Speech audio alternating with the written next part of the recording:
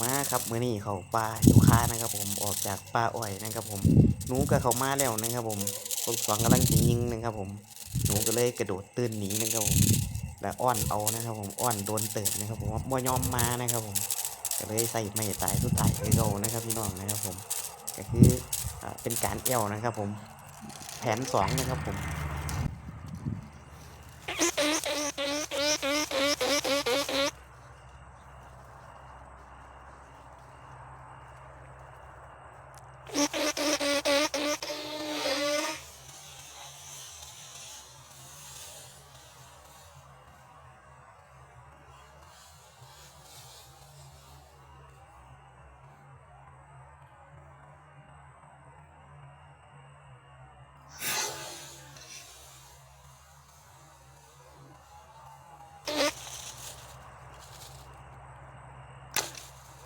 เรียบร้อย